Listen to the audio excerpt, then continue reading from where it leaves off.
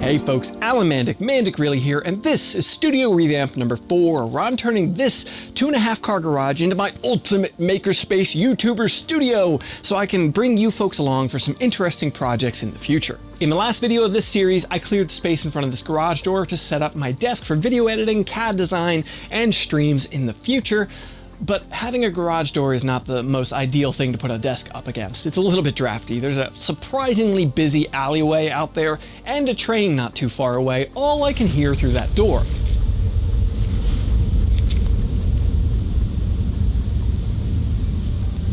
That was the train. You can often hear it in the background of my videos if you listen really carefully. Unfortunately, I don't own this space. If I did, I'd get rid of that door because I do not use it. Instead, I have a game plan. We're gonna build a false wall. There are definitely some design challenges here, but I have a game plan on how to handle them, so let's get to work. Getting started, I hung one more moving blanket over this door.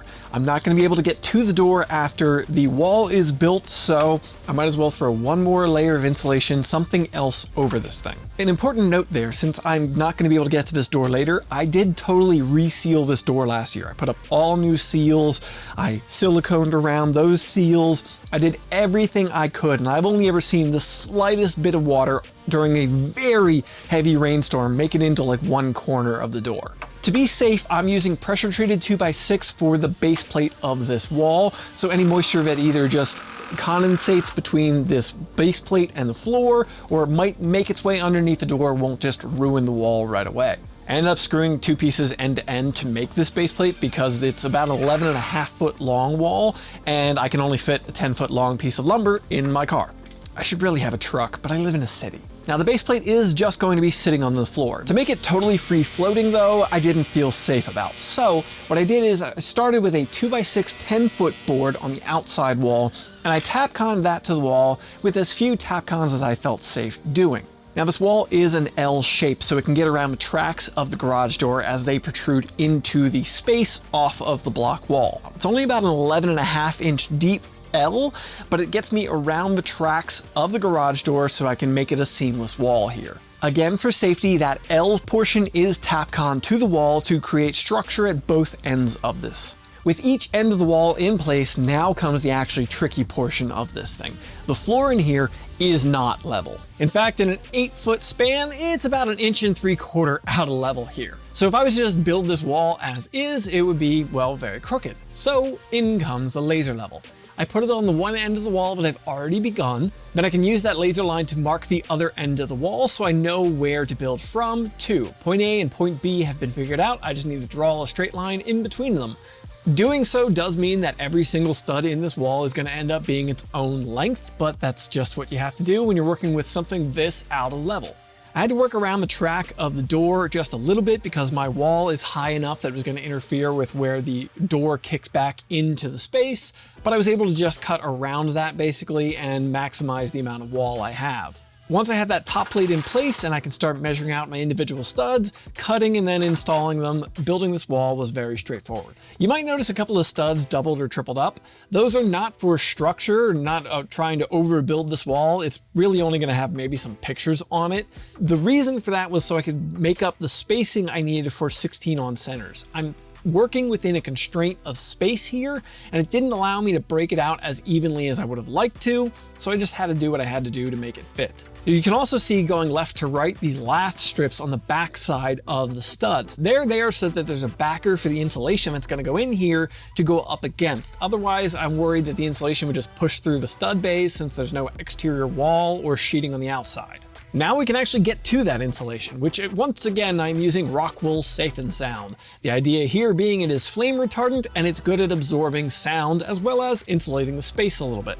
And since I put in the time to get those 16 on centers, I didn't have to do a lot of cutting here. I was able to just fit these panels right in and blow through putting them in.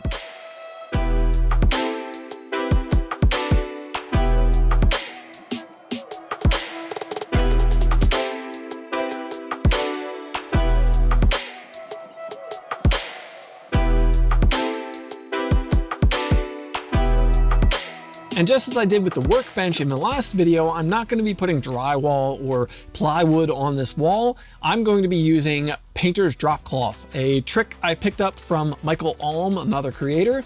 The idea here being it's permeable, so sound waves from inside of the studio will pass through it and get absorbed by the insulation. Sure, I want to reduce the noise in the alleyway, the train outside from getting in here, but I also want to reduce the sounds inside of this space when I'm filming videos. Instead of a garage door I never used, I now have an 11-foot long, 8.5-foot tall sound panel as one of the walls in my studio. Building that wall was a fairly large project, so I just wanted to do a couple small things to finish out this video. And I'm going to use practical 3D printing to tidy up a couple things around the studio. Right away, I mounted one of these light boom arms to that wall so I could swivel the light around and position it where I want without having a stand taking up precious floor space. They're pretty affordable and they really clean up a space like this. If you can mount things to the walls, they work beautifully. The only problem is the power control unit for the light is just hanging on a screw on the wall, and it really doesn't look that nice. I have 3D printers, so let's print up a mounting bracket. I jumped into Fusion 360 and I designed up a simple bracket. I've been favoring a more industrial and chamfered look on my parts versus a rounded off design lately, so that's kind of what I went for with this design. Honestly, this design is fairly overkill for the need, but it's going to look a little nicer, and it's just one of those 3D printing touches around the studio. I sliced up the design and sent it over my Voron 2.4. And with that printed, we can get it mounted on the wall.